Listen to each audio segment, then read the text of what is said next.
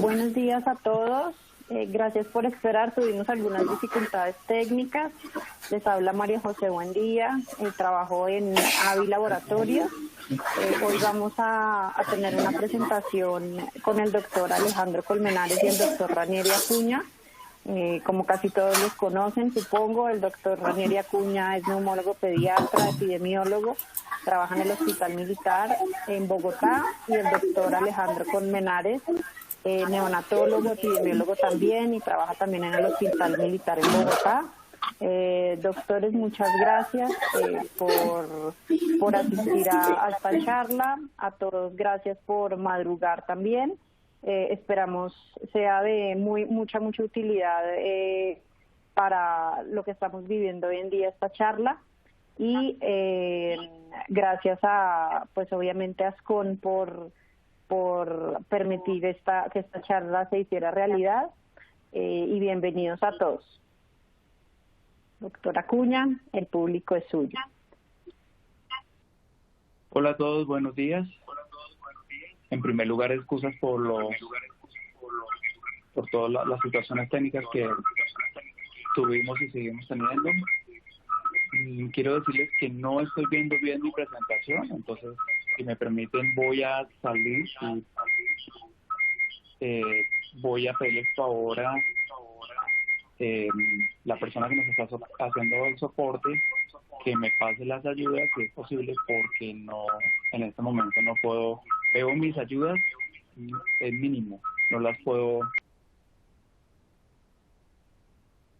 Ante todo, quiero agradecerles pues toda esta paciencia que han tenido, este propositivismo, esta cientificidad que han tenido acerca de el manejo de la pandemia. Creo que no ha sido fácil para el equipo desarrollador de todas las estrategias a nivel institucional, y asimismo para sus familias, para sus comunidades. Entonces, muchas gracias por poner el pecho a esta pandemia. Voy a robarles un minuto para abrir mi presentación y ya nuevamente estoy con ustedes.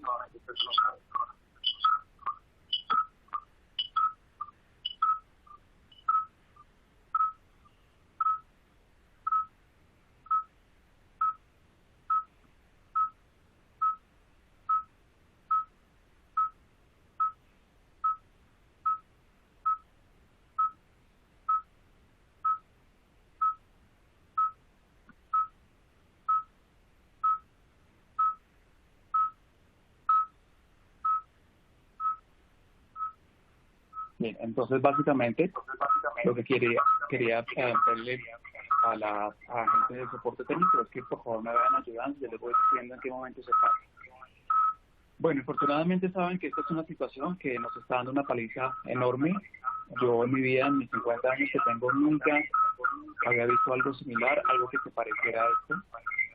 Y si bien todos conocemos acerca de que el virus probablemente no sea el más letal, sí es un virus de altísima transmisibilidad. Y esto lo pone adelante, probablemente, si lo comparamos con virus como el sincicial respiratorio, como influenza, como adenovirus. Entonces hay que partir de esa premisa. En segundo lugar, es un virus del cual conocemos hace menos de 3 meses. Probablemente lo que hoy digamos, mañana no va a ser dogma de fe. Probablemente lo que hoy pensemos va a tener que cambiarse más temprano que tarde. Y por esa razón me gustaría abrir con esta premisa, y es que los conceptos que hoy desarrollamos con Alejandro, o los conceptos, el conocimiento que apropiemos entre todos nosotros, deberá ser modificado acorde a la mejor evidencia posible. Ese es el segundo problema que tenemos hoy en día, y es precisamente que la evidencia que se dispone, que aunque es expedita e inmediata, yo hubiera querido que esa velocidad o esa celeridad se hubiera, por ejemplo, presentado con todo lo que tiene que ver con sincicial respiratorio en términos de inmunizaciones, en términos de tratamiento. Y creo que va a ser de las buenas cosas en el sentido de que esta celeridad nos va de manera transversal a ayudar a lograr encontrar soluciones de una manera mucho más expedita para otras patologías y otras infecciones a nivel neonatal o neumológico.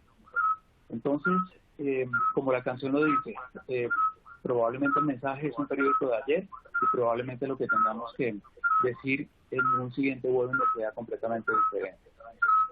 ¿Qué nos gustaría saber, tanto neumólogos y neonatólogos hoy en día? Si existe una transmisión vertical, cuál es el espectro clínico de la enfermedad, si realmente los neonatos hijos de madres con COVID-19, pero con reacción en cadena polimerasa negativa, tienen un espectro diferente al neonato que realmente tendría un COVID, o una enfermedad, un SARS-CoV-2 positivo.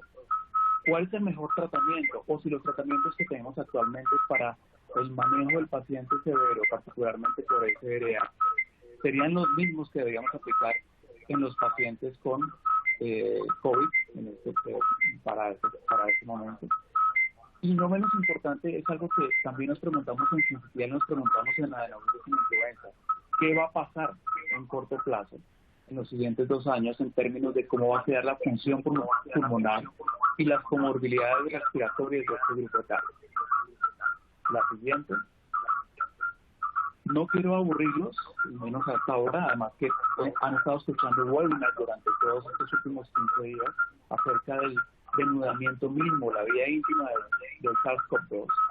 Pero solamente quiero hacer referencia que es un beta de coronavirus, que teníamos coronavirus desde hace tiempo, el C43, que venían rotando y que explicaban al menos el 10 o 30% de los episodios agudos o de infección respiratoria baja, incluso en población colombiana. El Instituto Nacional de Salud ha hecho un esfuerzo enorme y desde hace 2 años nos viene dentro del estudio de circulación de virus informando acerca de qué ha pasado con el coronavirus. Por supuesto, este coronavirus es completamente diferente a lo que tenemos ahora, pero saber que desde hace bastante tiempo ya teníamos información acerca de cómo era el comportamiento epidemiológico y el espectro clínico de estos primos hermanos del SARS-CoV-2. La imagen que están viendo básicamente hace referencia a cómo es el mecanismo fisiopatológico del SARS-CoV-2. Y esto es muy importante particularmente en neonatos y en lactantes, porque lo que hace el virus es, como todos lo sabemos ya seguramente, es a través de receptores unirse directamente al receptor 2 de la enzima convertida de angiotensina. Esto hace que de manera, este receptor lo que hacen generalmente en condiciones fisiológicas es regular la angiotensina para que no se clive de manera exagerada y se produzca la angiotensina 1 y la angiotensina 2. La angiotensina 1 cliva entonces, genera la angiotensina 2 y este exceso de angiotensina 2 es lo que hace que se estimulen los receptores AT1 que infortunadamente están implícitos en mecanismos de inflamación pulmonar 1, en mecanismos de edema pulmonar y asimismo de daño pulmonar que se traduce en falla ventilatoria.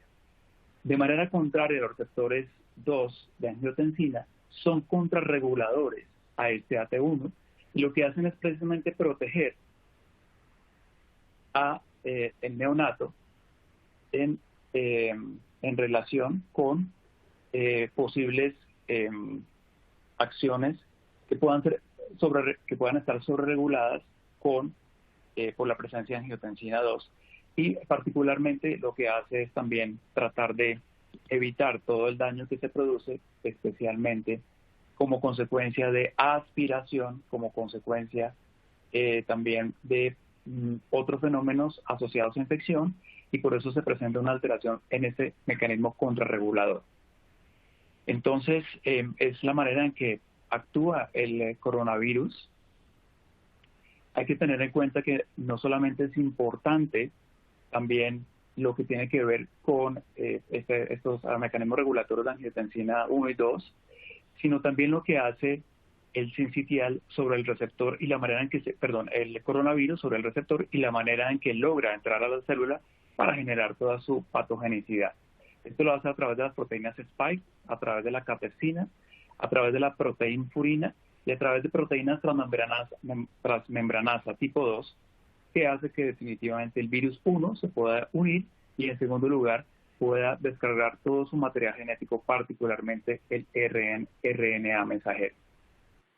La siguiente, empezamos con la evidencia real que tenemos, como les decía anteriormente, pues es una evidencia que en primer lugar se genera a partir del reporte de serie de casos, y esto ya empieza un poco a vulnerar específicamente cómo es la interpretación de toda esta evidencia.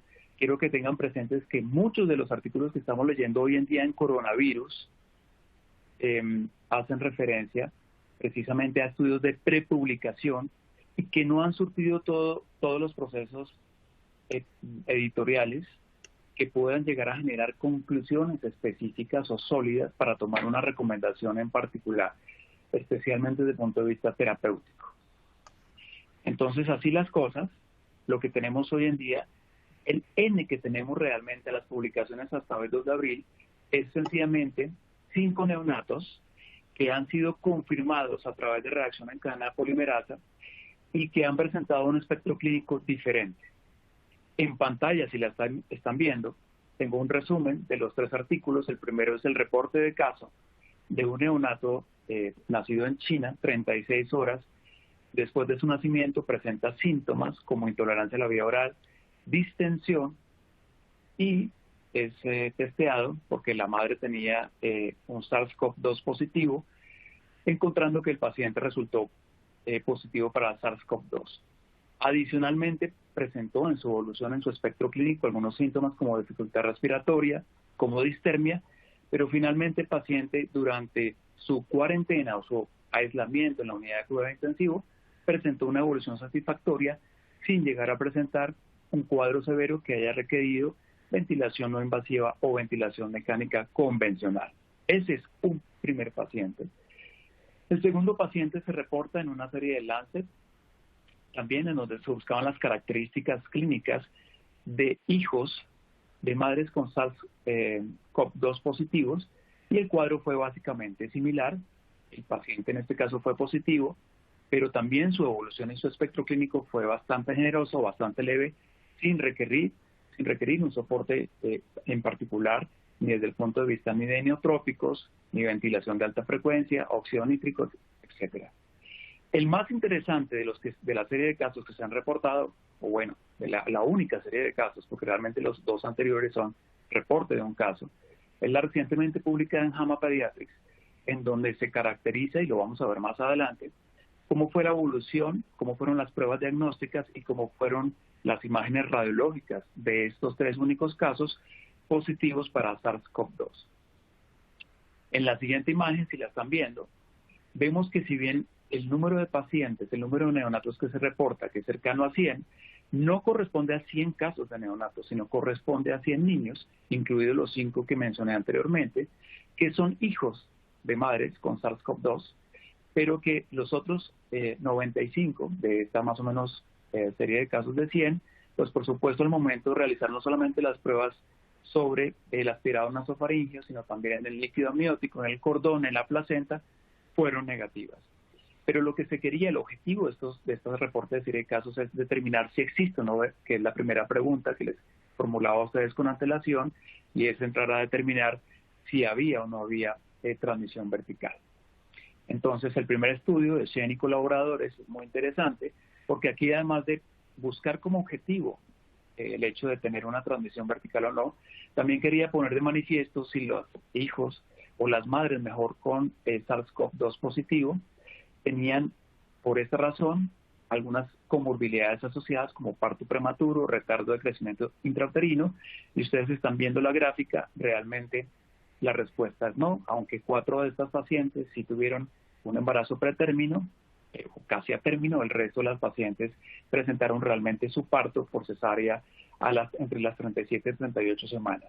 Que es importante que los hijos de estas 9 gestantes, ninguno tuvo necesidad de ser ingresado a unidad de cuidado intensivo, no hubo ninguna mortalidad asociada a estos embarazos, y las puntuaciones de Apgar estuvieron dentro de rangos normales y esperados.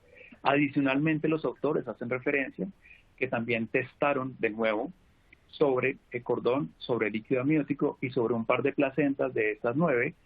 Hicieron pruebas en reacción en cadena polimerasa para SARS-CoV-2, resultando negativo. Luego, este primer resultado, aunque de nuevo es una serie de casos, pues soporta la hipótesis de que al momento no hay confirmación de transmisión vertical o infección en útero hacia el bebé a partir de la infección o adquisición de la enfermedad COVID-2.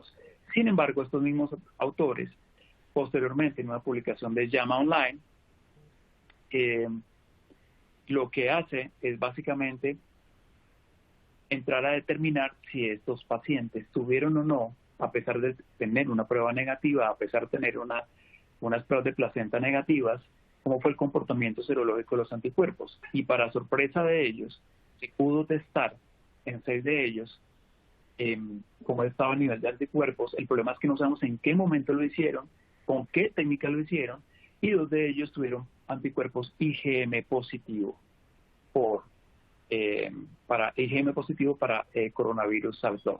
Entonces aquí los autores plantean la posibilidad de que si es cierto o no que realmente no existe una transmisión vertical. Sin embargo, como ellos mismos lo aducen y lo concluyen en su estudio, en primer lugar el número de pacientes realmente es muy baja, es una serie de casos, no quedan explicados muy bien los procedimientos y no podemos afirmar, a pesar de que tengamos anticuerpos positivos IgM para SARS-CoV-2, que se pueda garantizar o decir o concluir mejor que hay una transmisión vertical. Adicionalmente, recuerden que los virus primos hermanos del SARS-CoV-2, como fueron el SARS y el MERS, realmente no transmitieron o no durante la época de pandemia, no se confirmó la transmisión vertical de estos virus. Y recordemos que, aunque no son exactamente los virus, sí en 86% se acercan a su código genético. La siguiente ayuda hace referencia nuevamente a una serie de casos de 10 embarazadas, insisto, con SARS-CoV-2 positivo, pero en cuyas pruebas en el neonato fueron negativas, es decir, no tenían COVID-19, pero querían ver un poquito el espectro acerca de cómo era, también en el mismo sentido de la información del trabajo anterior, de la serie de casos anterior. ¿Qué es importante? Algunos fueron prematuros, algunos fueron partos pretérminos, probablemente relacionados con condiciones propias de la prematurez, diabetes gestacional, maternas con enfermedades o comorbilidades preexistentes, ausencia de controles prenatales, etcétera, etcétera. Pero lo realmente relevante es que, de nuevo, cuando se hicieron las pruebas sobre estos niños, ninguno fue positivo. Sí hubo una muerte asociada a coagulación intravascular diseminada, a falla multiorgánica sistémica, pero no necesariamente, insisto, estuvo relacionado con COVID-19. Importante también que estos pacientes tuvieron algunos síntomas gastrointestinales adicionales a los síntomas respiratorios que se pueden presentar en cualquier otro síndrome de dificultad respiratoria asociada. En la siguiente ayuda, lo que se muestra, lo que se intentaba mostrar, es las imágenes diagnósticas de 3 de ellos, que obviamente ustedes entenderán, no es por la velocidad. Todos estos documentos, insisto, son en prerevisión. Yo no sé si Alejandro había visto esto, pero desde el punto de vista de comités editoriales, ninguno de estos artículos ha surtido los procesos editoriales. Probablemente tengan algunas falencias, probablemente tengan imperfecciones y, por supuesto, las imágenes diagnósticas no van a tener la misma calidad.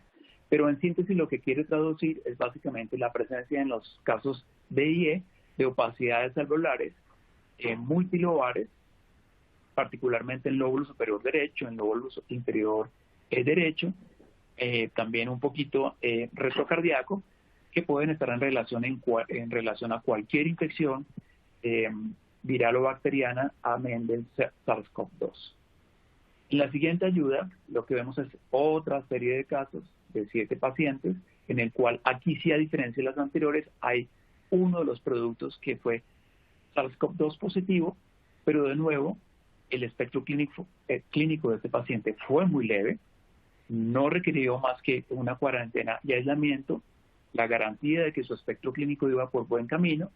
Se hicieron 2 pruebas adicionales, una en nasofaringea y otra a nivel de materia fecal, resultando negativas, pero como bien lo dice la ayuda, no hubo complicaciones neonatales en el único paciente que para esta serie de casos fue positivo.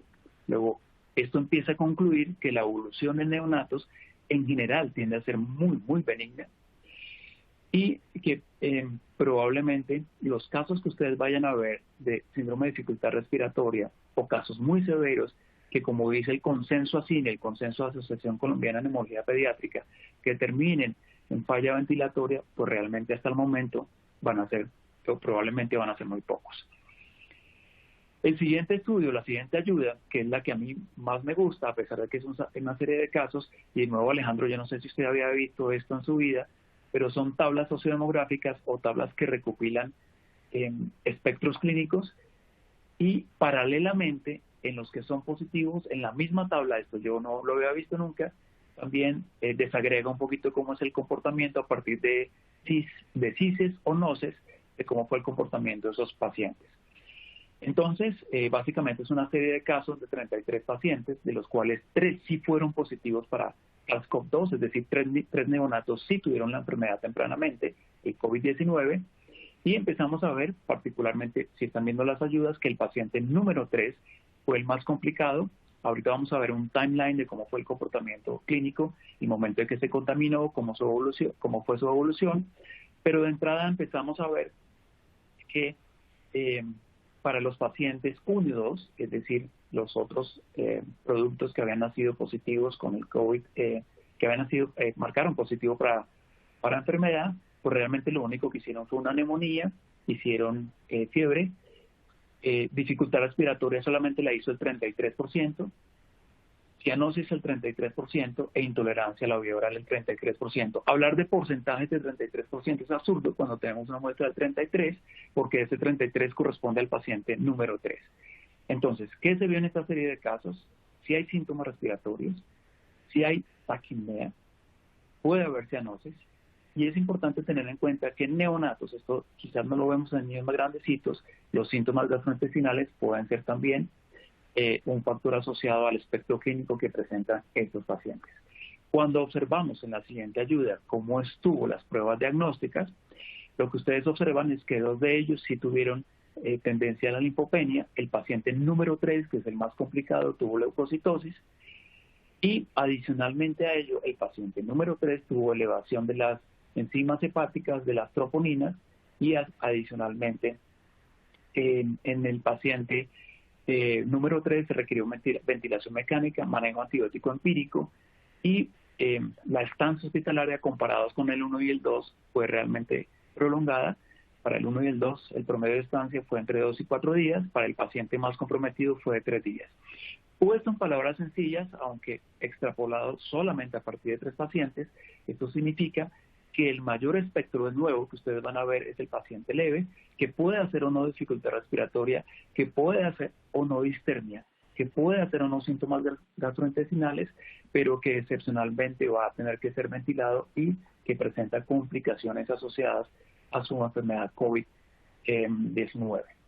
La siguiente ayuda hacía referencia o hace referencia a las imágenes de los pacientes menos severos, los pacientes 1-2, donde vemos el clásico patrón radiológico de virus merilado, que básicamente traduce un aumento en la intensidad del parénquima pulmonar, pero respetando las marcas broncovasculares. Generalmente es diseminado, pero realmente los límites son muy limitados, y en niños mayorcitos este patrón se ha visto más en los segmentos posteriores del lóbulo superior derecho y lóbulo inferior derecho, pero por supuesto, y con el número de casos que tenemos tan reducidos, tanto en neonatos como en lactantes y en escolares, pues no se puede garantizar. Pero en las series el 52% de estos hallazgos son los que más vemos, incluso en fases iniciales de los 0 a los 4 días de evolución. Al contrario, el paciente 3, que fue el más comprometido, y si lo están viendo en la imagen que sigue, hace referencia a las imágenes escanográficas, y es lógico que los autores determinaron mostrar estas imágenes porque era el paciente más comprometido, donde de nuevo lo más relevante es particularmente un compromiso en virus merilado, particularmente en la base pulmonar izquierda, como lo pueden ver en sus ayudas. Las imágenes escanográficas en niños básicamente lo que muestran es este patrón en virus merilado, pero en un 14% se ha visto signo de halo, no en neonatos, pero sí en niños más grandecitos, y por supuesto la presencia de zonas de alta atenuación que están en relación de distribución multilobar, que están en relación con procesos de neumonías asociadas al virus. Hay que tener en cuenta que estas distribuciones multilobares particularmente son más importantes en niños menores a 5 años, y cuando son unilaterales, y eso nos lo demuestra el último artículo de Lancet, ya en niños mayorcitos, los mayores de 5 años tienden a tener particularmente opacidades unilaterales a diferencia de los pacientes lactantes y los neonatos. Pero de nuevo, esto es una evidencia que es muy difícil de llamar a la unificación a propósito de que se parte de series de casos. La siguiente es el timeline de estos pacientes, de cómo no me voy a tener mucho en esto, sencillamente en qué momento, quién contaminó a la mamá, en qué momento o cuántos días le tomó a la mamá ser positiva para la prueba. Luego a los 5 días aparecen más o menos los síntomas en los 3 pacientes que fueron SARS-CoV-2 positivos, y como en el paciente 3 aparece, hay una necesidad de hacer reanimación durante la adaptación y acondicionamiento de este neonato, y finalmente termina en ventilación nasal, en ventilación no invasiva, y de cómo hacia más o menos la 8ª semana pues presenta un cuadro de coagulación intravascular diseminada, pero que finalmente se puede sortear. Importante recalcar que en los pacientes 2 y 3 hay una linfopenia, en el paciente solamente en el tercer paciente, que fue el más severo, insisto, hay también una leucocitosis, pero en el paciente 1 no hubo ni leucocitosis ni linfopenia, entonces no se puede aducir ni se puede concluir que la linfopenia, la leucopenia o la neutropenia son factores asociados a mayor severidad en neonatos, y eso también es válido para niños un poquito más grandecitos. Alejandro me pedía una tarea titánica de tratar de darle unas herramientas a ustedes para establecer si desde el punto de vista clínico es fácil entrar a diferenciar cuándo tenemos una infección por COVID y cuándo por influenza por sincitial. Pues quiero contarle a Alejandro que eso es una tarea que yo creo que se la tiene que poner, no sé si yo soy amigo suyo o enemigo, pero porque es que yo no lo logré, entonces creo que es una tarea que al más osado le va a costar trabajo lograr diferenciar. Pero para el caso de influenza sí podemos tener algunos marcadores que pueden ser especialmente relevantes a la hora de determinar la clínica del paciente. Si están viendo la ayuda, particularmente la fiebre está casi presente en todos los casos de influenza, la tos, que es una tos seca en el 83% versus 19% en los niños infectados con SARS-CoV-2, la congestión faríngea también es un marcador muy importante de influenza, y asimismo la presencia indudablemente de leucopenia también o de linfocitosis, que puede estar más presente en los pacientes con influenza versus los pacientes con COVID. ¿Qué hay en los pacientes con COVID? En los pacientes con COVID el 53% hacen neumonía, el casi 100% son casos leves, en cambio en influenza no tanto, hay siempre un 20% que no son tan leves y que pueden ser moderados o incluso llegar a hospitalización. Y en los pacientes que no están vacunados, y aquí quiero realmente dejar un mensaje muy claro, que no podemos bajar las coberturas de inmunización, particularmente contra influenza, porque nos puede presentar paralelamente un escenario realmente de pesadilla cuando tenemos por un lado COVID, y aparte de eso, a propósito de las bajas de cobertura de influenza, tenemos entonces neumonía por influenza. Yo les recuerdo que hasta un 8% de la mortalidad de niños que no han sido vacunados por influenza en periodos pre-COVID, entonces no me quiero ni imaginar en este momento cuando estamos en pandemia COVID. Asimismo, la elevación, por ejemplo, de las troponinas, las enzimas miocárdicas, son más frecuentes en niños COVID cuando los comparamos con influenza, y la terapia antirretroviral, si la contra virus, si la comparamos, pues obviamente están el 100% de los niños con influenza H1N1, por supuesto si tienen un grado de severidad importante o si tienen comorbilidad. Ya casi para terminar, entonces tengo las últimas 2 ayudas, o una ayuda que hace referencia a cómo es el diagnóstico. Este es el consenso chino, el consenso de la asociación y el consenso ASIN varían un poquito en términos de cómo se manejarían los neonatos asintomáticos, pero básicamente el diagnóstico se hace en neonatos que son hijos de madres que tienen la enfermedad positiva, diagnostican en los últimos 14 días o 28 días después del parto, y que este neonato está directamente expuesto, bien con la mamá, o el otro criterio es con algún cuidador que tenga un COVID positivo, que tenga la enfermedad o que tenga un SARS-CoV-2 positivo. Hay 2 opciones: que esté asintomático, que esté sintomático. En esto sí vamos en línea con nuestro consenso. Si es asintomático, igual el paciente se va a observar. Entonces esto también va a demandar de la potencialización de cada una de las disposiciones físicas, de recurso humano, de recurso logístico, de recurso de aislamiento, de cobertización que ustedes tengan en su unidad de cuidado intensivo neonatal. Este paciente se debe observar, tomamos oximetría, tomamos tensiones arteriales, frecuencias cardíacas, validamos cómo está la tolerancia a la vía oral, y como pruebas diagnósticas se recomendarían básicamente hemograma, la proteína C reactiva y por supuesto la prueba para SARS-CoV-2 adicional a una radiografía de tórax. Lo de la ecografía está todavía muy en entredicho, es operador dependiente, tiene que estar tremendamente entrenado a la persona para poder aseverar que este niño asintomático no tiene una neumonía asociada al SARS-CoV-2. Por el contrario, si es sintomático, todo el protocolo se activa, por supuesto, se trata de aislar, ojalá lejos de los otros que tienen enfermedad también infecciosa respiratoria, alguien que tenga un sincitial, alguien que tenga un adeno, hay que tratar en la medida de lo posible de coortizarlos, incluso hacer subcortes dentro de estas cortes, y adicional a ello, pues generar todas las pruebas diagnósticas como son pruebas de función hepática, renal, el cuadro hemático, la reacción en cadena polimerasa, las troponinas de cirogenasa láctica, que aquí en la ayuda no está, pero está recomendada en nuestro consenso, y muy importante, quienes han estado seguramente en Neopulmón, la importancia y nos han escuchado acerca del mensaje de que al menos una primera placa sea tóraco abdominal y mucho más si hay síntomas gastrointestinales en este neonato con sospecha de COVID, pues por supuesto que hay que tomar una radiografía de abdomen simple para mirar si hay algún tipo de hilio o confirmar algún tipo de hilio. Aquí hay una variante para los neonatos que no la tienen los niños más grandecitos, y es que para confirmar la enfermedad, sin embargo nuestro consenso no está así, básicamente por cuestiones económicas, deben tenerse dos pruebas, esta prueba en materia fecal positiva y la de aspirado nasofaringeo positivo, o una secuenciación completa del gen. ¿Cuándo se le daría de alta al paciente? Pues básicamente cuando el paciente evolucione bien, en las 48 a 72 horas.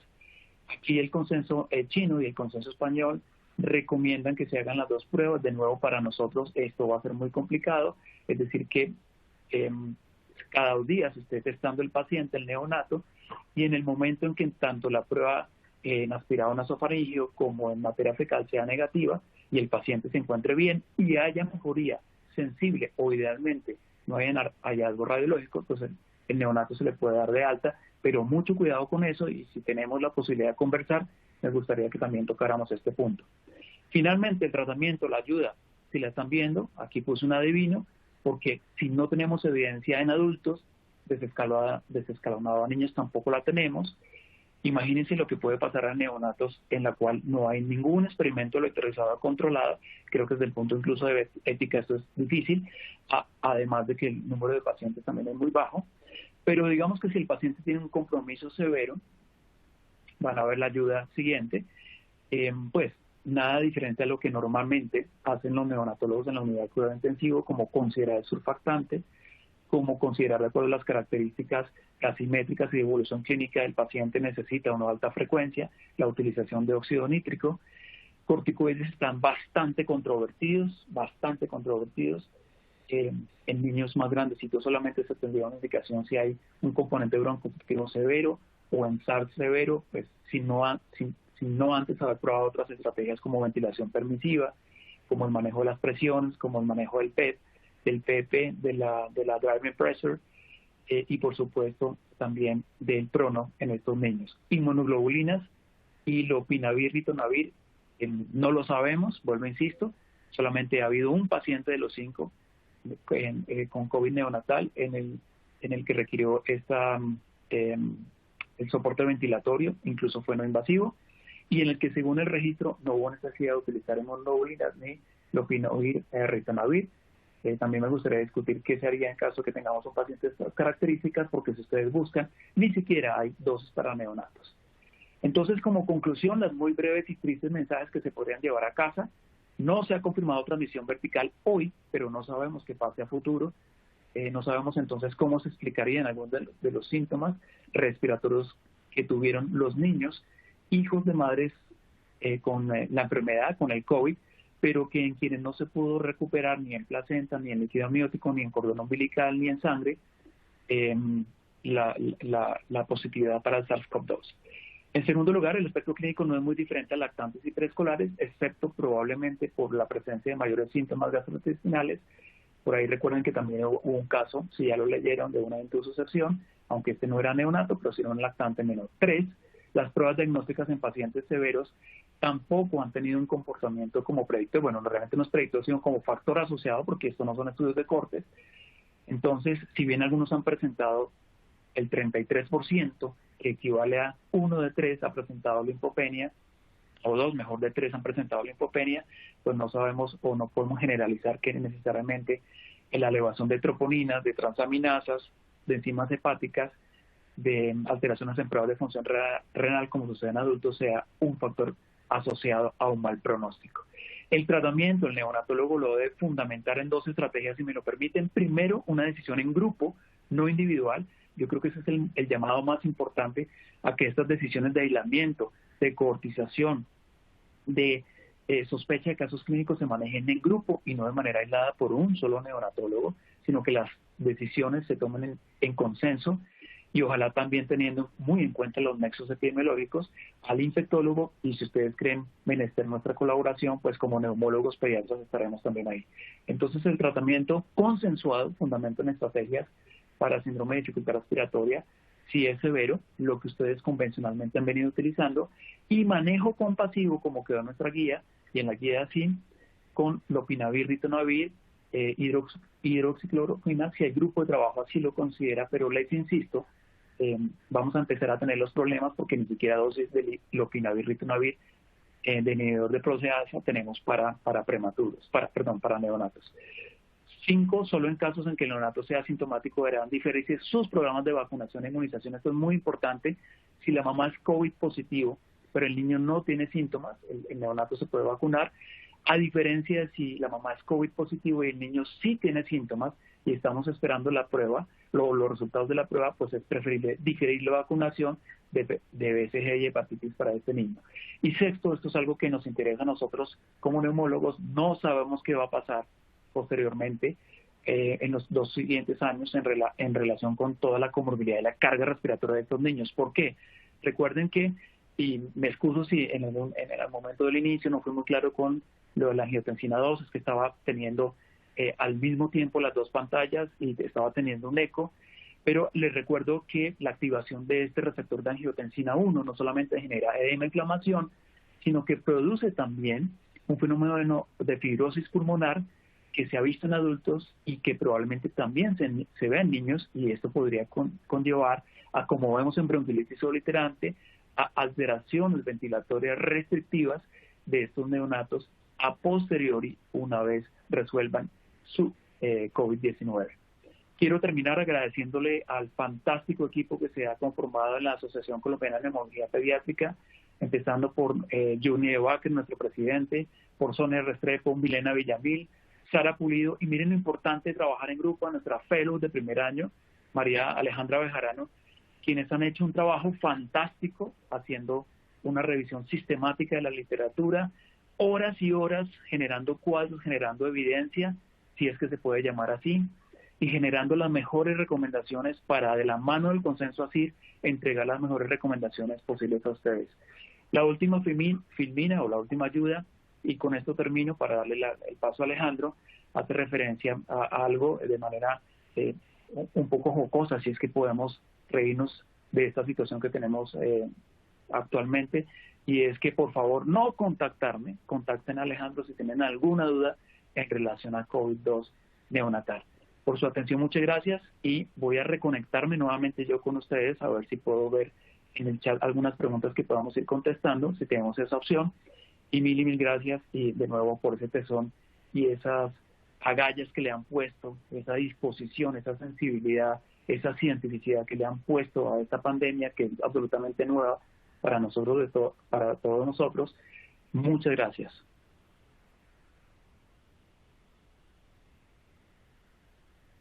Gracias, Reni.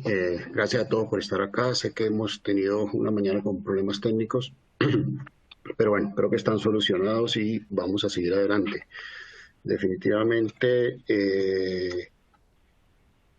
es un problema grave lo que estamos viendo en este momento en el mundo, algo de lo cual no teníamos experiencia previa y de lo cual vamos a ir aprendiendo cada uno.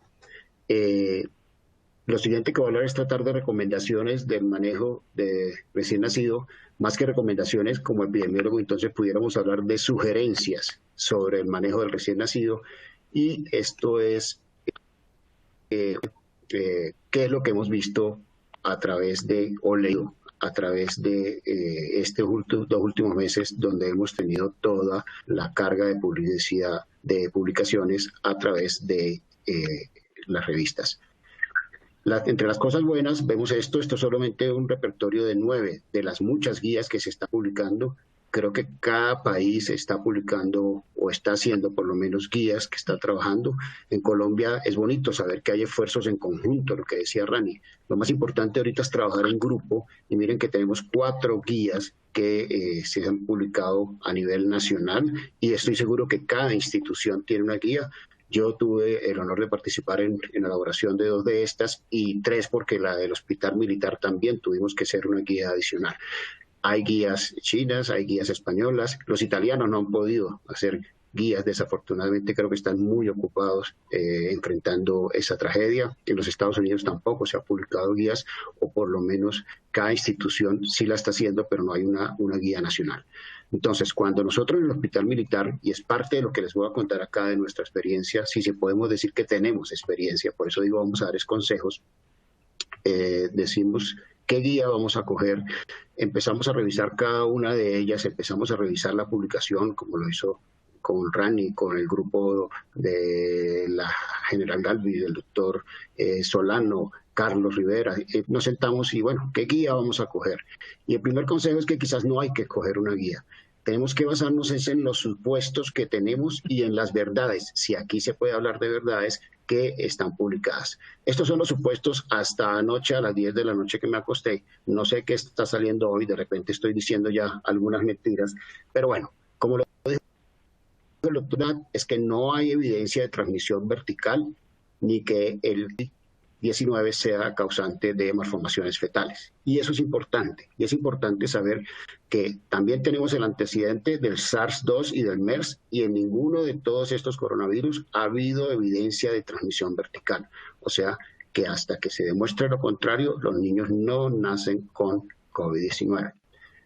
Se aconseja el pinzamiento tardío del cordón umbilical.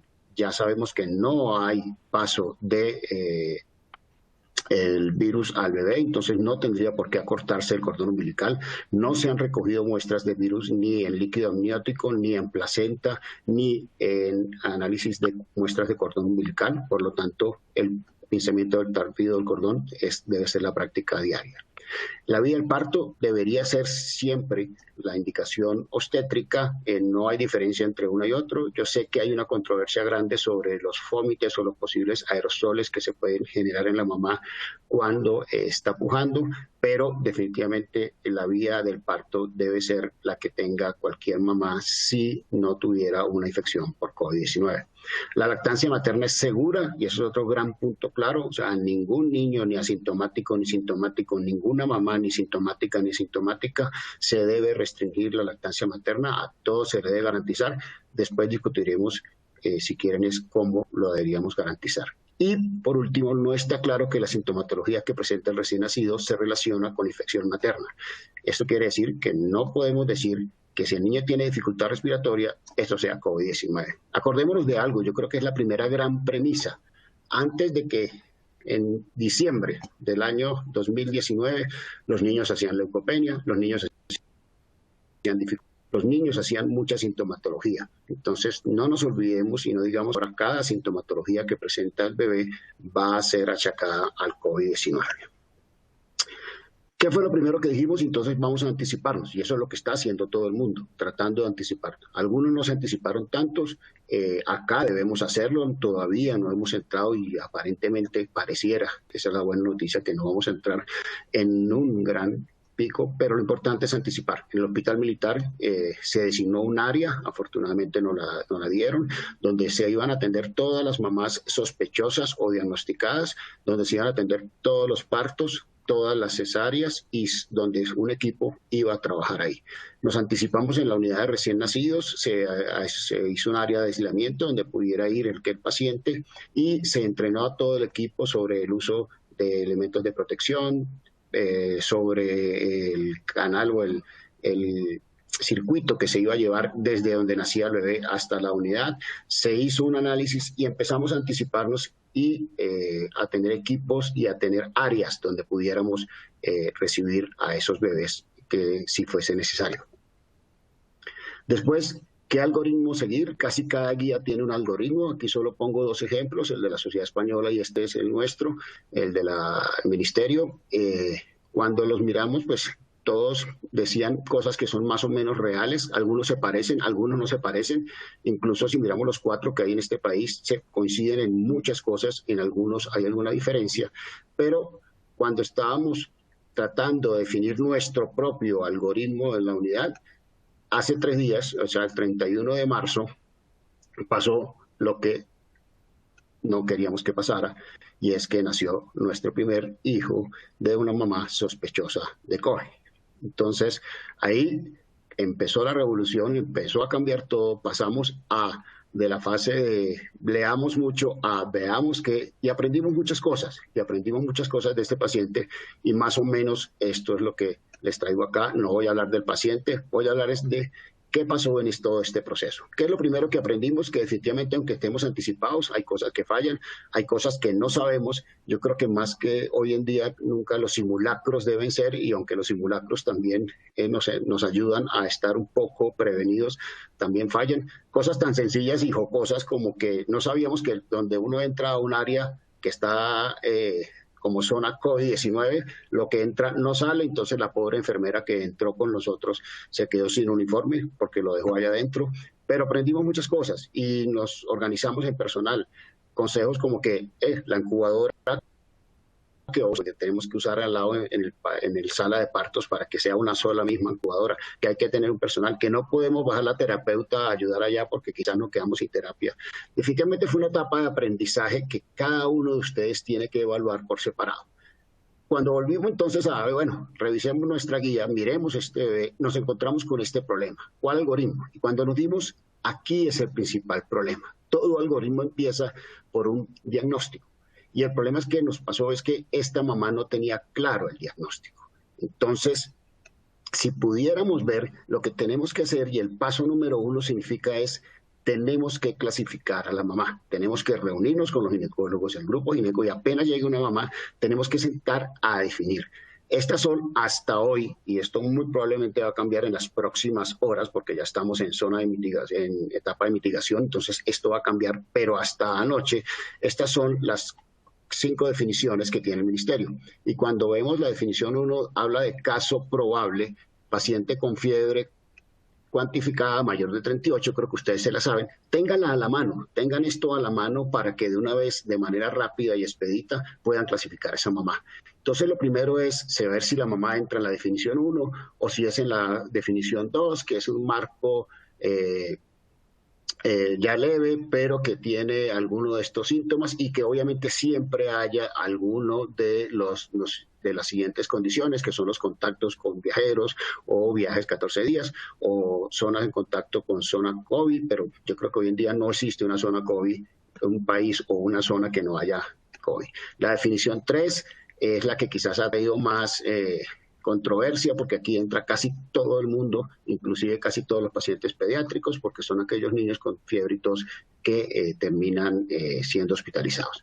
La definición 4 no la traigo porque es en el paciente que fallece, para ver si se atribuye o no a COVID. Y la definición 5, que sí es importante porque quizás es la que más va a cambiar a partir de la nueva recomendación que haga el Ministerio. Esta es del 26, yo creo que, vuelvo e insisto, debe estar por salir, porque el caso sintomático es el que va a cambiar ahorita que estamos en zona de mitigación y que se va a empezar a hacer pruebas rápidas a más población.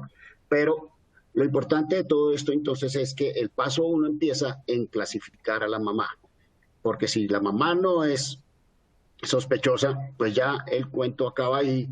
Cada quien, la ginecología hace su trabajo por un lado y nosotros atendemos al niño sin ningún problema. Pero si no clasificamos bien a la mamá, si agarramos y tomamos una mamá que viene y tose solo una vez y de una vez se pega el grito, esto es, activemos protocolo COVID, pues ya se enredan las cosas, porque ya ese niño tenemos que verlo de otra manera. Entonces, primer gran consejo es clasifiquen a la mamá. La madre, si fuese sospechosa, entonces ya yéndonos acá tenemos que ver si es asintomática o sintomática.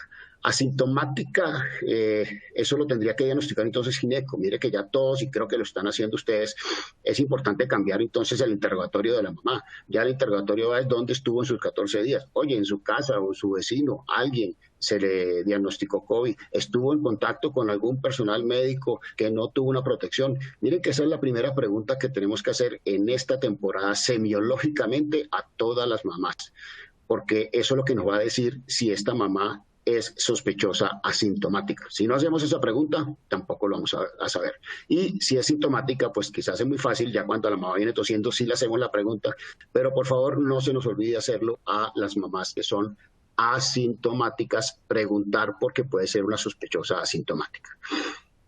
El siguiente paso sería hacer la prueba a la mamá y clasificarla entre positiva y negativa. Eso ahorita, hoy en día, no nos va a estar pasando. ¿Por qué? Porque todavía no estamos masificando pruebas, por lo tanto, estas mamás para nosotros van a ser clasificadas como madre en estudio. ¿Por qué? Porque así sea sospechosa y le tomemos la prueba, saben que estamos demorándonos las pruebas, en los mejores escenarios está llegando en 3 a 4 días, o sea que nosotros nos vamos a enfrentar ante casi siempre un escenario de una mamá sospechosa que está en estudio para confirmar o descartar la presencia de COVID-19. Una vez clasificada la mamá, entonces estas mamás, si son positivas, van a tener bebés asintomáticos o sintomáticos, y las mamás negativas también van a tener bebés asintomáticos y no sintomáticos. Entonces ahí nos sigue el siguiente paso, que tenemos que clasificar al recién nacido. Una vez aclarada bien la mamá, y pónganle un cartel gigante a la mamá, esta mamá es sospechosa, esta mamá no es sospechosa, esta mamá es sospechosa asintomática, entonces vamos al recién nacido. Esta es la clasificación que hay para el recién nacido. Un caso sospechoso o en investigación, como dicen los españoles, a mí me gusta eso de en investigación porque pues estamos averiguando si tiene o finalmente no lo tiene. Es un neonato hijo de una madre con infección confirmada de SARS. Muy importante. Entonces, es el hijo de una mamá con infección confirmada 14 días antes o 28 días después del parto. Y aquel recién nacido con historia de contacto estrecho con un caso confirmado o probable. ¿A qué viene esto? A que el recién nacido, a menos que la mamá venga confirmada, cosa que no nos está pasando hoy en día, el neonato no tiene contacto estrecho en caso confirmado. Pongamos el ejemplo, la mamá simplemente es sospechosa, el niño nace de una cesárea, sale, no se hace contacto piel a piel, como ya vamos a hablar un poquito más adelante, o sea, ese niño está estéril o ese niño entonces no llega a ser ni siquiera un caso sospechoso porque nunca ha estado ni en contacto con un caso confirmado ni a la mamá se le ha confirmado el caso. El caso probable, entonces aquel bebé sintomático, o sea, este paciente sospechoso que presenta síntomas, pero que tiene una prueba, una PCR, una reacción de cadena polimerasa no concluyente, o cuando empecemos a hacer pruebas que ya se vienen todas las pruebas rápidas positivas. Y el caso confirmado, pues es aquel bebé que definitivamente se le aísla la reacción de cadena polimerasa, el virus. Entonces, estamos acá. Tenemos que decidir, primero clasificar a la mamá y después si realmente el bebé cae en algunas clasificaciones. Ya ahí empiezan quizás un poquito de los esquemas hacia dónde vamos o los distintos escenarios.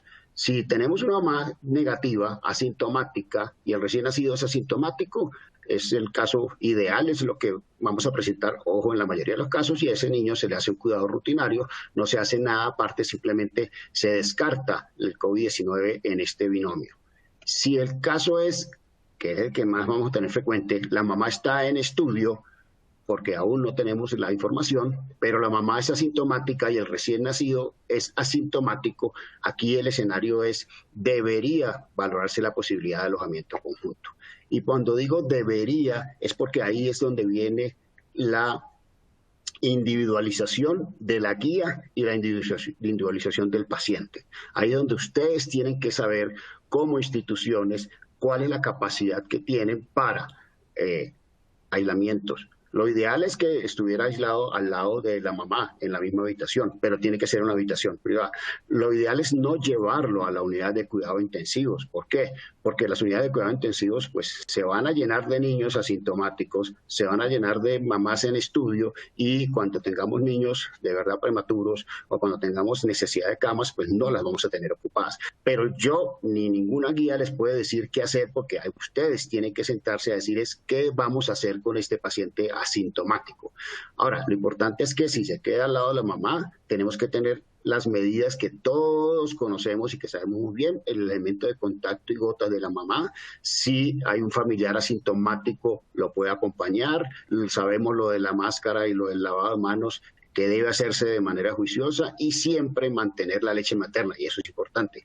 ¿Cómo vamos a dar la leche materna? Eso ahí miramos, si tienen facultad de extracción lo pueden hacer, pero si no hay facultad, pero sí hay manera de controlar a esa mamá, pues con mascarilla, con buen lavado de manos, buen lavado de los senos, y con mascarillas bien acomodadas, pues se puede dar lactancia materna incluso directo a la mamá. Entonces, el paciente asintomático idealmente debería estar en alojamiento conjunto, pero, vuelvo y digo, yo no voy a decir hagámoselo así a todos, porque cada uno tiene que evaluar cómo lo va a hacer en su institución de acuerdo a las capacidades que tiene. Listo. Ahora, si tenemos una mamá que está en estudio y es sintomática, pues la recomendación es aislar al bebé. Deberíamos aislar al bebé así sea asintomático. ¿Por qué? Porque lo que está claro, o sea, sabemos que no hay transmisión vertical, pero sí hay transmisión horizontal. Entonces, si la mamá está muy sintomática, está con bastante tos, está produciendo bastante aerosol, está produciendo fomites, pues ese es el momento en que puede afectar al bebé, en que puede contagiar al bebé. Entonces, ese aislamiento sí se debe hacer en una mamá sintomática. Ahora bien, no sé quién me está adelantando las diapositivas, por favor, no me las manipulen.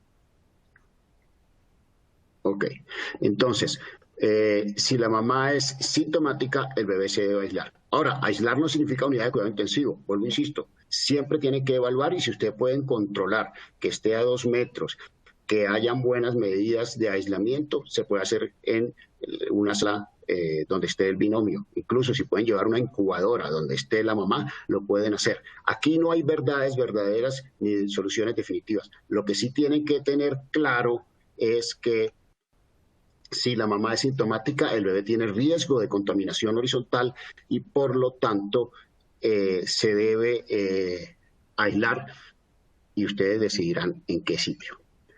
Ahora, cuando tengo una mamá ya con diagnóstico que es positiva y sea sintomática o no sea sintomática, o si la madre es negativa, pero el recién nacido es sintomático, pues el recién nacido va a la UCI. El recién nacido sintomático va a la UCI porque todos los recién nacidos sintomáticos, hasta incluso todos los que nacieron antes de el 31 de diciembre del 2019, todo recién nacido sintomático iba a la UCI. Eso es importante que también lo tengan claro. O sea, todo recién nacido sintomático va a la UCI, y no todos significa que tienen la infección. Es más, hasta ahora demostraríamos que ninguno tiene la infección. Entonces, si van a la UCI, pero es hijo de una mamá positiva, sea sintomática o no sintomática, pues sí hay que hacerle la prueba a este bebé. Hay que hacerle entonces en el nasofaríngeo, hacerle una PCR. Si la PCR de ese bebé es positiva, este es un caso confirmado y se maneja sintomáticamente. Si la PCR es negativa, se dice que deberían hacerse 2 pruebas con un lapso de 24 o 48 horas de diferencia, y si las 2 son negativas, se descarta que el recién nacido sea definitivamente un COVID-19.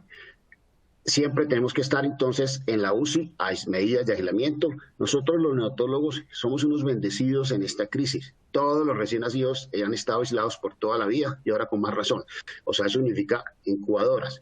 Tenemos que hacer vigilancia de todos los signos que pueda presentar este bebé, el tratamiento de su patología basal. O sea, si el niño nace y es sintomático y tiene dificultad para respiratoria y es a término, pues quizás lo que tiene es una taquimia transitoria del recién nacido. Si el recién nacido es de 30 semanas y tiene dificultad para respirar, pues lo que tiene es una enfermedad de membrana hialina.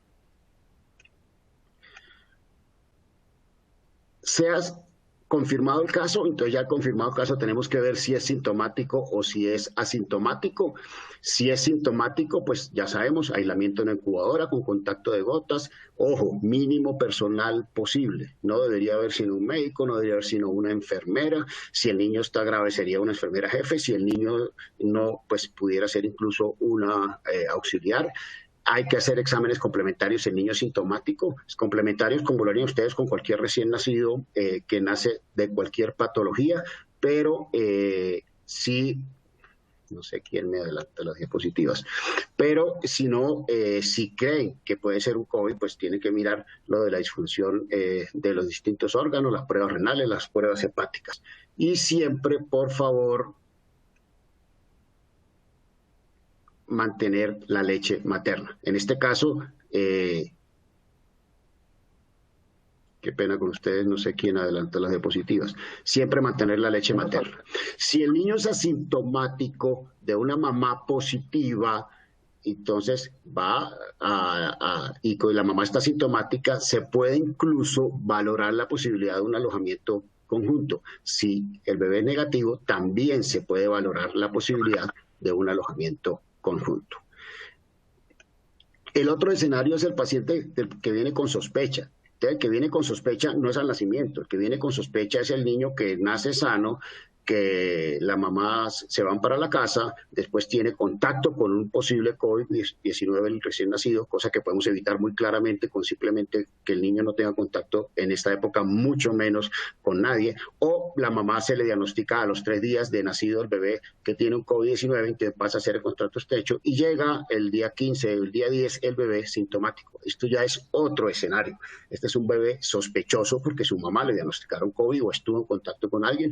Ya el manejo sigue siendo en la unidad, claramente, porque se hospitaliza, porque es un niño que viene sintomático, con incubadora, con medidas de aislamiento, se evitará la ventilación. Sabemos que lo que tenemos que evitar en este caso entonces son los aerosoles. Entonces el ambú quizás no es la mejor herramienta porque damos mucha presión y es más propenso a que den aerosoles, pero se puede manejar con ventilación invasiva. La gente de España dice que se deben colocar doble filtros, tanto en el ventilador o un filtro en el uso de las piezas en T. Se recomienda más el uso de piezas en T. Nosotros estuvimos probando en el hospital lo que lo usan en pediatría, que son las nariz de camello, y esto es perfectamente adaptable a tanto el NeoT, al NeoPuff, como a los dispositivos de no invasiva de nuestros recién nacidos. Entonces, la podemos utilizar. Se debe minimizar la aspiración de secreciones que se realizan y, ojo, que puede hacer ventilación no invasiva. Acuérdense que el problema de la ventilación no invasiva es la generación de aerosoles, pero pues nosotros, nuestros niños, los tenemos en un ambiente controlado. ¿Ambiente controlado qué significa? Significa que debe ser presión negativa. No tenemos presión negativa, pero tenemos la incubadora, y el mejor ambiente controlado se llama la incubadora. El manejo farmacológico, ya creo que el doctor Acuña habló al respecto, de demorar en eso para que tengan notas. Entonces, son consejos. Hoy más que nunca tenemos que trabajar en equipo. Tenemos que sentarnos todos y definir qué vamos a hacer por institución y anticipen de la mejor manera a esto. Clasifiquen a la gestante adecuadamente. Creo que esa es la piedra angular. Si no clasificamos bien a la gestante, empiezan los problemas. Rotulen a las madres y a los niños. Póngale, esta es una mamá sospechosa, esto no es una mamá, esto es una mamá que se descartó, porque es que la mamá tiene tos, se descartó que no es sospechosa, pero que el ginecólogo que llega en la noche, que recibe el turno, la oye toser y de una vez dice, esta es COVID. Entonces rotulen para que sepan, este niño es o esta mamá no es COVID-19. Ojo, el mejor número de personal por cada paciente. No tomen pruebas en recién nacidos asintomáticos, de no ser necesario. No pidan radiografías, no pidan exámenes. Incluso hay instituciones que dicen, o guías como la inglesa, que dice ningún niño asintomático se le debería tomar incluso la PCR. Es razonable que el recién nacido sintomático al nacer sea tratado como un recién nacido no expuesto a COVID-19. Ojo con esto, el niño sintomático se trata como lo que es. Si es un prematuro, quizás es una membrana hialina. Si es un niño a término, quizás sea una taquipnea. Trátenlos, piensen primero en esas patologías. O sea, hasta diciembre del 2019 los niños hacían membranas hialinas, taquipnea, neumonía. Piensen en esas patologías primero que en COVID-19. Hagan sus propias guías, consideren cada uno sus recursos, las características que tiene cada sitio. Eso no lo podemos decir nosotros y no se los puede decir ninguna guía. Y los recursos que tiene cada institución. Trabajen en equipo y siéntense. Luego de realizar la guía, discútala paciente a paciente. Mire, una guía, lo que hicimos con este paciente, ya la corregimos. Después vendrá otro paciente y quizás nos toque volver a corregirlo. Quizás no necesitamos tantos guías, sino individualizar cada uno de nuestros pacientes. Y no olviden, porfa, el programa Canguro, que acuérdense que están yendo menos los niños a las instituciones, se están acabando las vacunaciones porque los niños no van a las instituciones. El programa Canguro sigue igual, por lo menos la fase 1. Hay una recomendación de diferir un poco la fase 2, pero por favor no olviden a estos niños. Aquí está mi correo para cualquier duda y de verdad quiero escucharlos a ustedes, escuchar sus inquietudes, escuchar sus experiencias, porque aquí cada uno hacemos la experiencia y muchas gracias por la atención.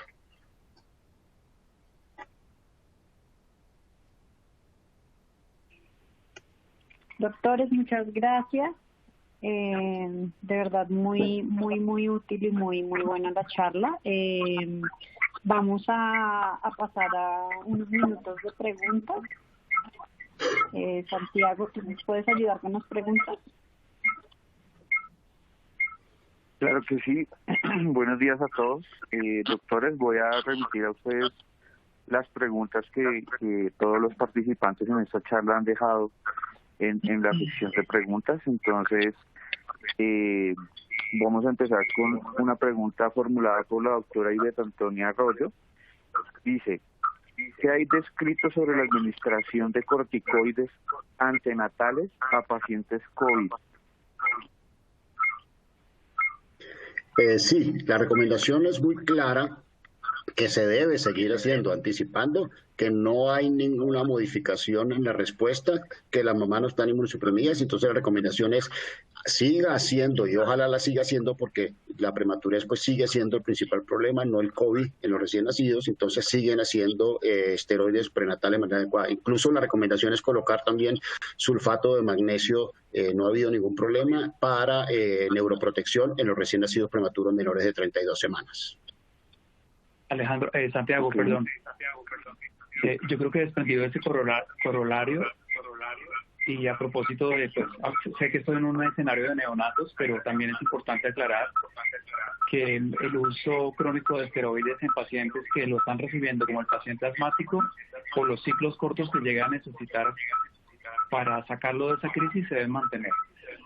Hay dos documentos que salieron el día de ayer, uno de Jean Busquet, que es uno de los alergólogos más importantes y más prolijos en términos de producción científica en el mundo, en donde también recuerda que los corticoides intranasales de los niños que tengan rinitis alérgica se deben mantener con la evidencia que hay actualmente. Entonces, yo sé que es una pregunta de esteroide antenatal, pero vamos desarrollando, yo creo que paralelamente también estas recomendaciones. Entonces, mantener el corticoide en pacientes crónicos y tanto inhalado como intranasal. Perdón, Dani, una ayuda, porfa. Tenemos mucho feedback tuyo, que si puedes usar mejor los audífonos para no tener feedback. Gracias, Rani. ¿Alguna pregunta, Santiago? Sí, doctor. Bueno, el doctor Juan Guillermo dice, ¿hay alguna estrategia ventilatoria en pacientes pediátricos infectados con COVID-19? Ok, pediatría. No es mi especialidad, pero tengo una esposa pediatra y entonces hemos trabajado también con ella sobre esa misma pregunta. Y créeme que también hemos discutido con la doctora Ledis Izquierdo, que es nuestra intensivista pediatra, y ella ha trabajado a nivel nacional. Sigue siendo la ventilación no invasiva la mejor opción. O sea, no son COVID. Acuérdense que los pacientes que llegan van a ser sospechosos. Entonces, sigue siendo más frecuente, y se van a enfrentar los pediatras más frecuentemente o nosotros los neonatólogos el día 15, el día 20, nos vamos a enfrentar más frecuentemente a bronquiolitis que a COVID-19. Entonces la estrategia ventilatoria sigue siendo bronquiolitis. Ahora, que hay que tener hoy en día mucho más cuidado por los aerosoles, sí hay que tenerlo, pero la estrategia ventilatoria son exactamente las mismas que se deberían manejando como la sospecha de una bronquiolitis. Van a llegar mucho más bronquiolitis en la etapa pediátrica que COVID-19, entonces sigan manejándolo como tal, pero tengan unas medidas mucho más adicionales para evitar la propagación, como son por aerosoles. La gente está utilizando HUD, están usando los acrílicos. Hay distintas metodologías por las que pueden utilizar, pero la estrategia ventilatoria sigue siendo la misma como si se tratara de una bronquiolitis. Muchas gracias, doctor. La siguiente pregunta dice la doctora Carolina Díaz Uribe: ¿cuáles deben ser los cuidados del recién nacido y cómo sería el esquema de vacunación y control en neonatales? Ok, los cuidados del recién nacido siguen siendo los mismos. Si me están hablando de recién nacidos sospechosos, pues con todos los cuidados que acabamos de decir. De vacunación, pues el doctor Acuña dijo algo que es una recomendación que salió del ministerio el día de ayer o antier, donde dice que si el recién nacido es hijo de una mamá sospechosa o COVID positiva, por ahora se debería diferir el esquema de vacunación a los 28 días, la BCG. Entonces, esa es la recomendación. No creo que yo esté en la posición de discutir ahorita si estoy de acuerdo o no de acuerdo con ese esquema, pero definitivamente es una recomendación del ministerio. Creo que toca evaluarla porque el ministerio se acogió a una recomendación de la Organización Panamericana de la Salud, pero creo que nosotros como país deberíamos discutir un poquito más eso, porque nosotros sí colocamos BCG apenas nace el bebé.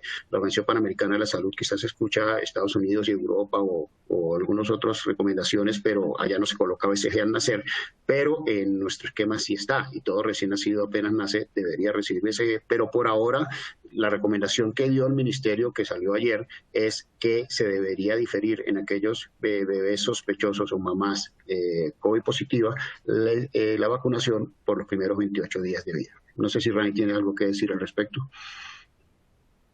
No, correcto. En este momento los lineamientos que usted menciona son completamente claros y esa es la recomendación. Quizás la única excepción es que tengamos el escenario infortunado en que la mamá tenga también hepatitis y COVID, donde hay que vacunar al niño y colocar la inmunoglobulina, ¿no? Sería como lo adicional para la pregunta que le hacen.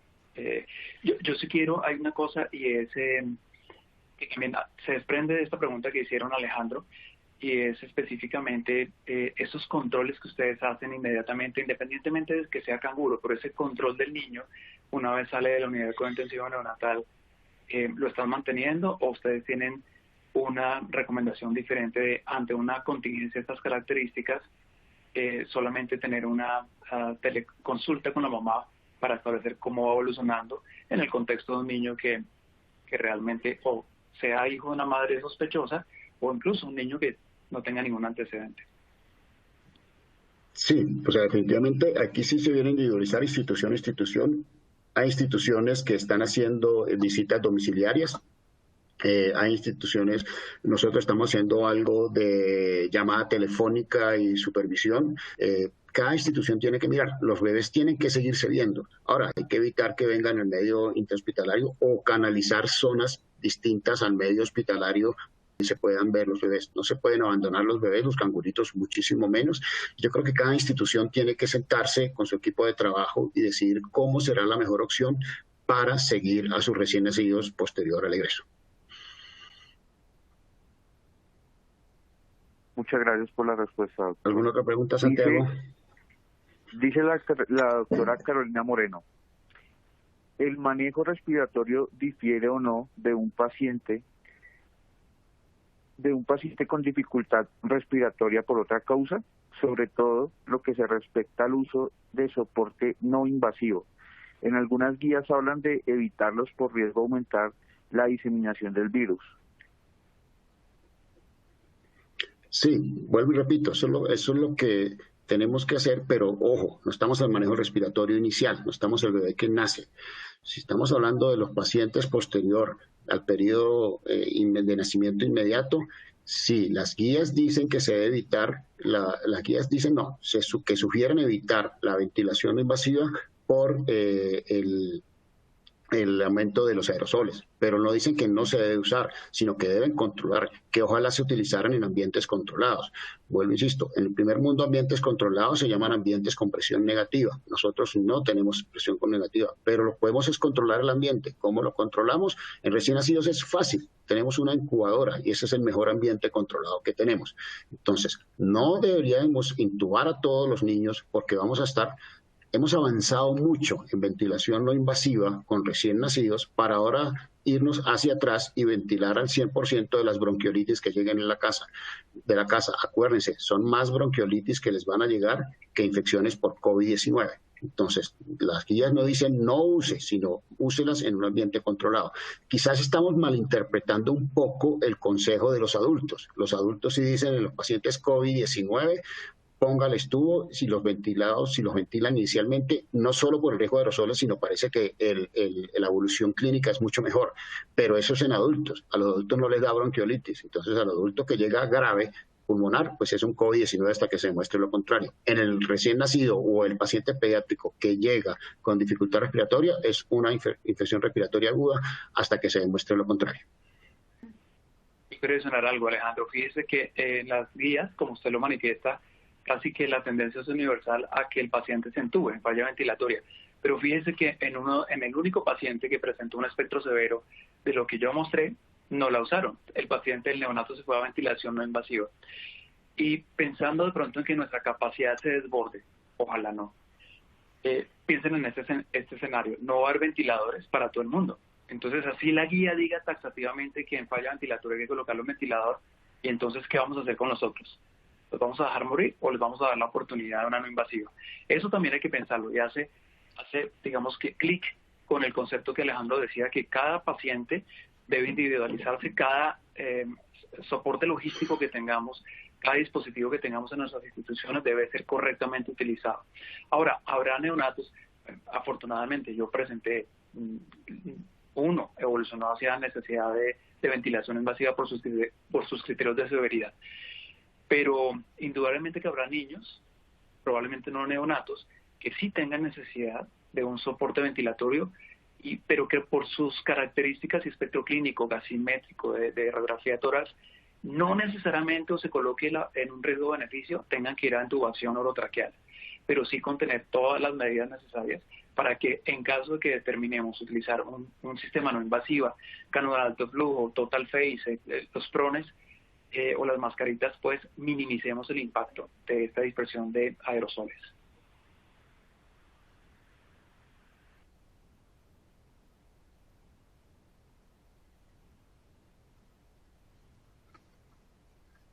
¿La pregunta del auditorio, Santiago?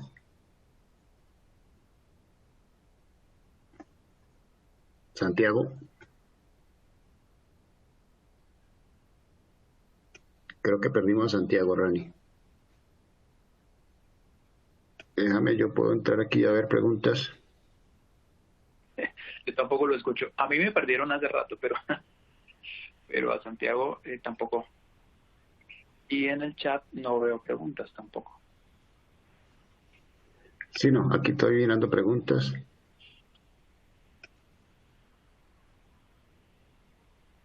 Santiago tiene un problema de conexión, nos sacó de la llamada él y a mí, pero ya está ingresando nuevamente para hacer las preguntas. Rani, aquí hay una pregunta, yo estoy leyéndolas.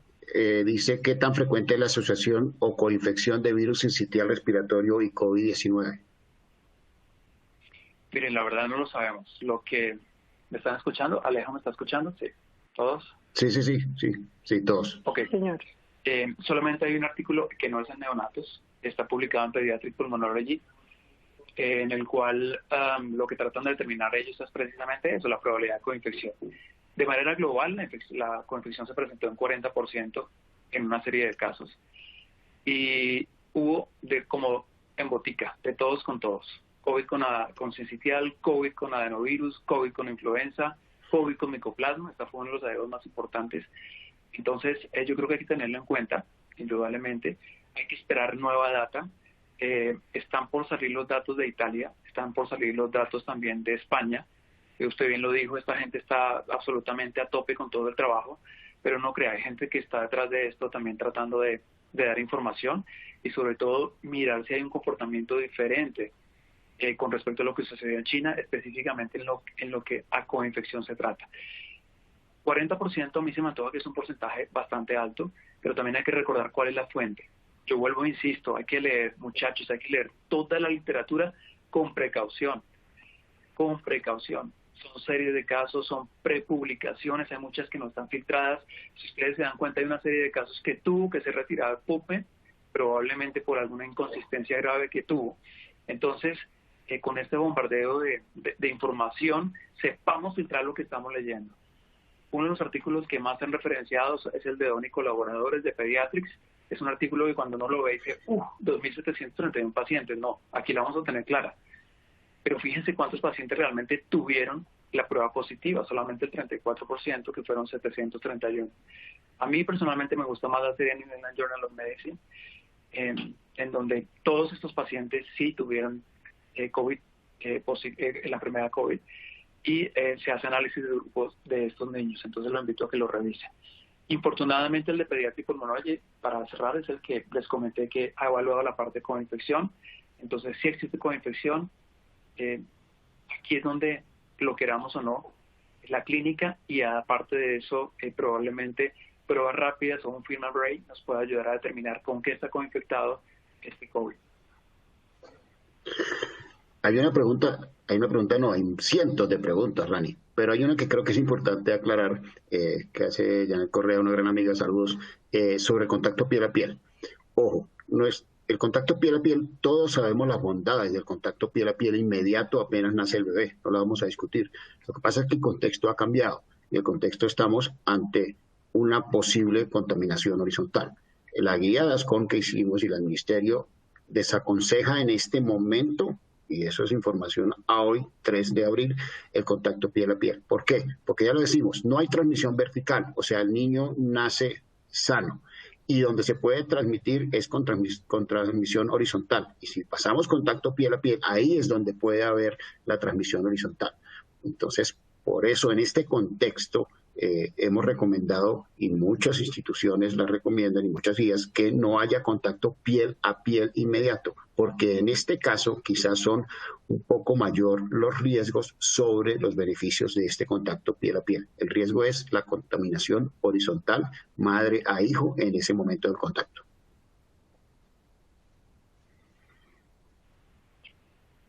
Santiago Doctores, no puede conectarse. gracias. No, señor. Les iba a proponer, nosotros tenemos las preguntas, tenemos más de 150 preguntas. Como ya nos pasamos del tiempo, les propongo, quedan grabadas las preguntas para tal vez responderlas por correo electrónico, o revisamos con el doctor Dairo Cera, con ASCON, cómo pudiéramos responderlas, porque pues ya nos pasamos del tiempo, si les parece.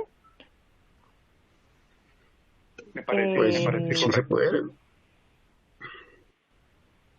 Sí, señor, nos quedan grabadas, las tenemos acá, entonces podemos luego revisar cómo las podemos responder, porque pues es un tema bastante amplio, interesante, y sé que hay muchas preguntas. Entonces, pues quiero de verdad agradecerles mucho, doctor Colmenares, doctor Acuña, por esta charla. También quiero agradecerle obviamente al doctor Dairo Cera y a ASCON Cundinamarca por hacer posible esta charla académica, que hoy la hicimos webinar, la estábamos haciendo pues todos los últimos viernes de cada mes, y hoy pudimos hacer la webinar. Entonces, de verdad, muchas gracias por ayudarnos a hacer la realidad. Tuvimos más de 300 personas conectadas. Wow. Solo quiero contarles que la charla también queda grabada. A todas las personas que están conectadas les llega luego a su correo electrónico el link donde pueden descargarla y verla, y pueden compartirla si es necesario. Entonces, doctores, muchas gracias a los dos y a todas las personas que se conectaron desde muy temprano.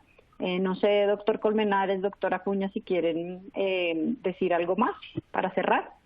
Sí, yo quisiera terminar, perdone que sea tan insistente, pero mira, El recién nacido no es el objetivo, afortunadamente, del COVID-19. Eso no significa que tengamos que dormirnos, pero ojo con el sobrediagnóstico. Es que el sobrediagnóstico lleva a sobreutilización de recursos. Nosotros los médicos estamos peleando mucho porque la gente anda con los N95 en la calle y que lo están utilizando gente que no debe utilizarla. Pues cada sobrediagnóstico que hagamos nosotros significa que vamos a utilizar recursos, equipos, equipos de vestimenta, todas esas que van a necesitar mucho los médicos que están atendiendo a los adultos, que ellos sí tienen COVID-19. Entonces, no nos durmamos, adelantémonos, pero no sobregastemos los recursos con sobrediagnósticos, porque esos recursos los están necesitando los adultos. Muchas gracias a todos por participar y lástima no tener tiempo para responder todas las preguntas.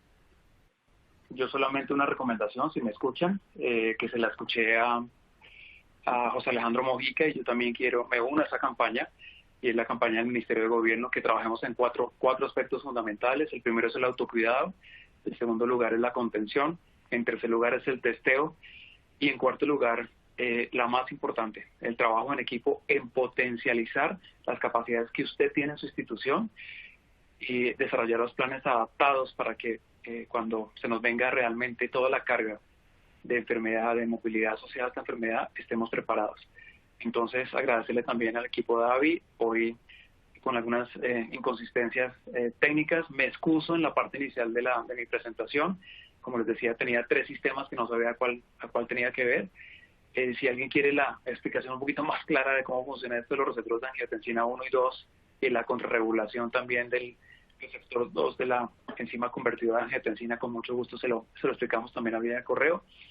Y solamente terminar con eso, precisamente ahí está la clave de muchos de los probables vacunas que vayan o que se están trabajando actualmente para bloquear, como se hace con el palivizumab, con el omalizumab, bloquear la entrada del virus. Entonces, aunque esto suena un poquito tricky, un poquito enredado, créanme que ahí están muchas de las respuestas para poder desarrollar vacunas.